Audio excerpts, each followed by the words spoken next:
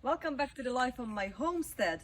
It is end of September and we are ready to show you around what's happening in the garden, polytunnel and greenhouses. In this video I would like to show you the polytunnel end of September.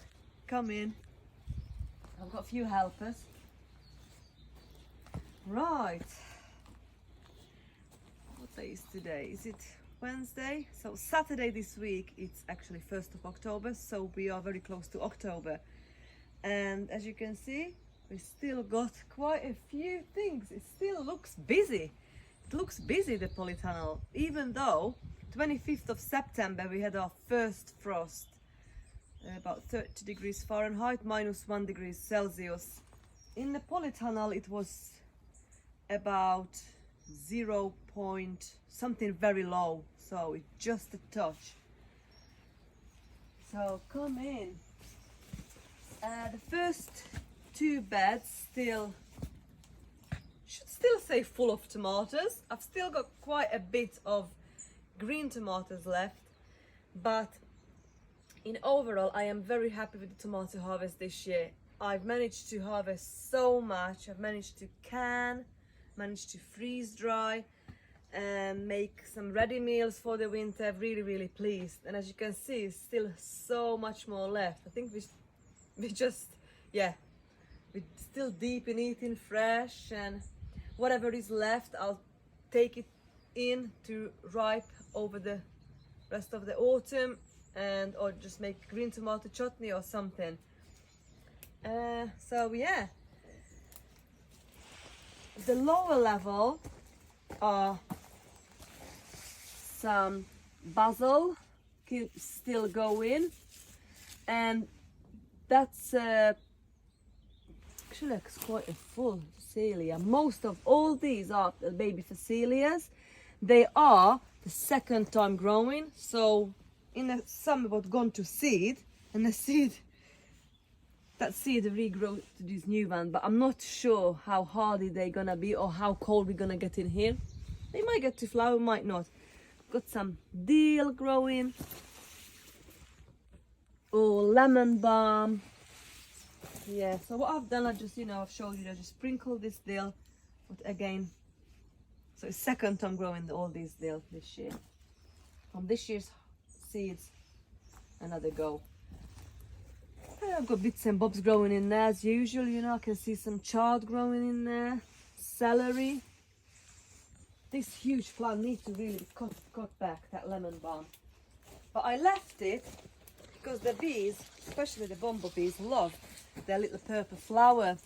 Look how beautiful these little purple flowers are. And the bees just, they loved it. And my bees, I've never seen my bees this busy. They keep bringing in the pollen. It's just so nice to see. So, but I think in a couple of weeks time now, I can cut this back at half of the size and just leave it till spring.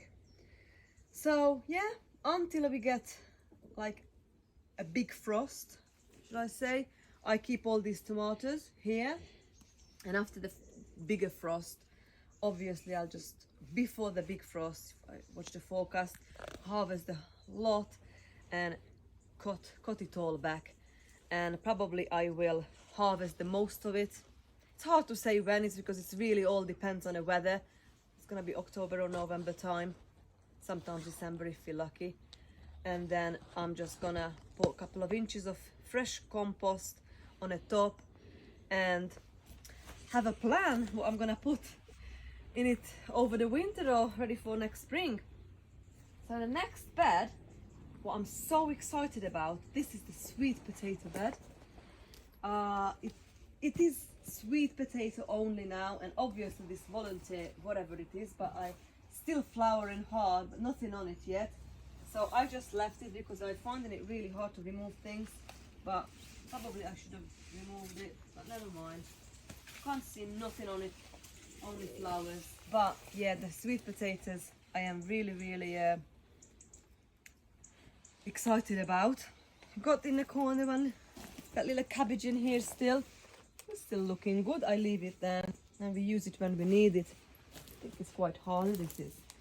So yeah, I did try to find that where it all started before this jungle, so like the root area, the main, it's not big yet, it's just started to swell up, so it really needs, I reckon, really good few weeks, if not a month, would need it for a nice size of sweet potato. But I don't know, I'm really excited about this. Look at this, it's a ginger growing in here.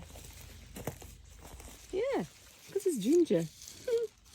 Yeah, we harvest this together with the sweet potato, so yeah, really nice.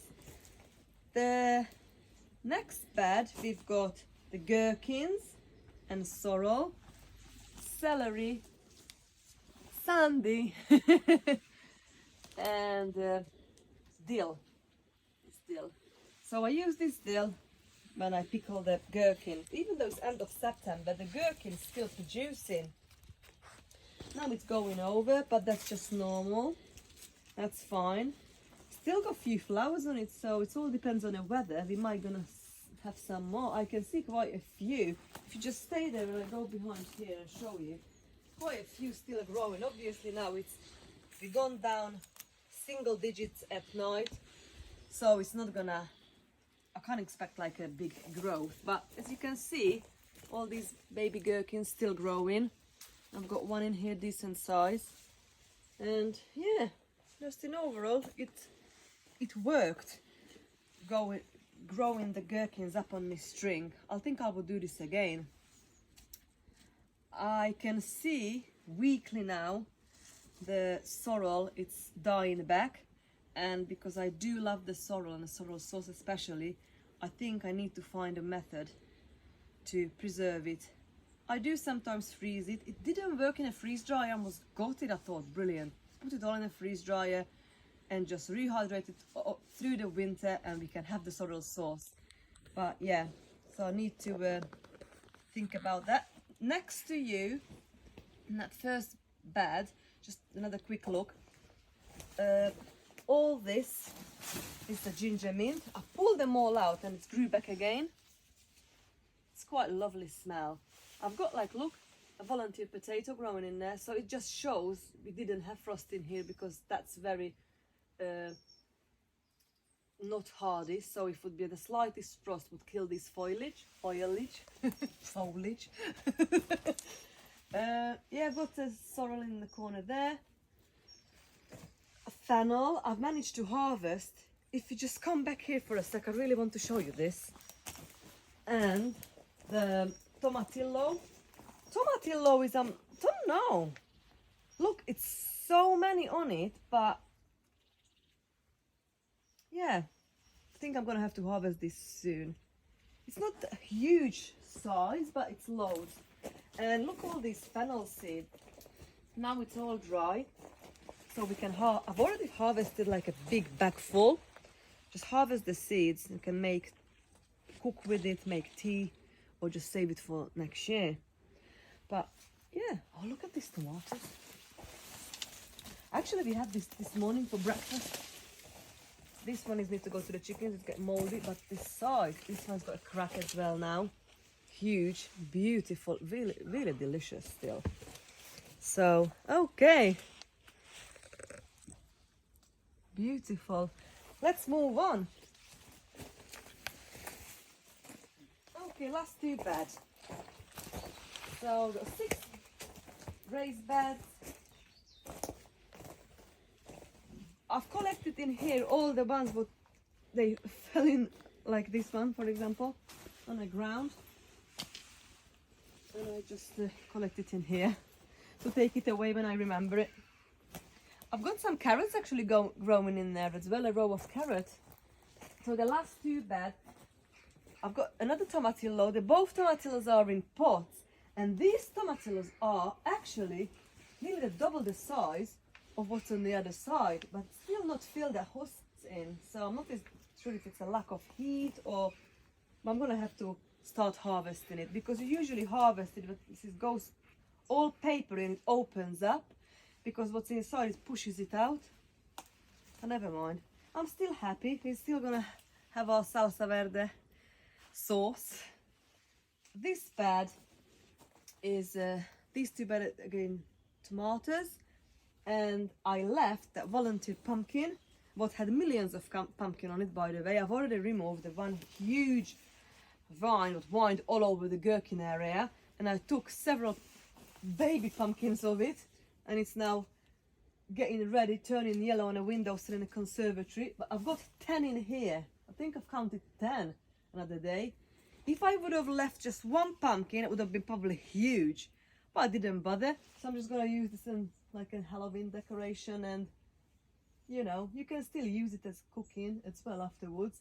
Actually, I prefer it this small, because with the big one, it's like, you know, how much you can eat from the huge pumpkin, and then you just need to have to preserve it. I think it's just easier like that. I've got the Calendula Marigold finally flowering, beautiful. The basil, it's gorgeous. What do you think, Lucy? Nice. The banana, hello, thank you so much. The banana peppers done really well on this side of the bed. I'm really pleased. Still got loads on it, and I've harvested loads. Look at this beautiful marigold. That's a different variety. And this, what you can see in here, oh, I've just seen a big, that's what I'm talking about. Sometimes they drop like that. I'm just putting it in this chair. This is an oca. We harvest the oca, we harvest the tubers, what's in the ground, like potatoes, and we harvest it after frost. So it's like this one is a pink oca, so it's like this kind of size pinkish tubers, and it's lovely roasted. Okay, nearly done. So this bed again still got the basil, the beautiful marigold, lemon balm. This side hasn't done really well, the peppers. I mean, this row is not even produced, and these are not great neither. So I think the pepper's doing better for me in the greenhouses, in the pots. But look, it's beautiful tomatoes. Brandy, which one is this? The brandy wine black. Oh, so pretty and delicious. So many tomatoes still. You know, the white queen, this yellow one. Next to the yellow, the green zebra, the green and yellow. And it's just the paste tomatoes. I've done tomato puree, delicious tomato puree actually last week. So yeah, this is the Polytunnel end of September 2022. I am very happy. I've managed to grow so much food in this Polytunnel this year, and it's still much more, you know, so many more months left of this year, and I think that will keep us, you know, feeding, harvesting. So yeah, thanks for watching, and see you mid to end of October. Bye.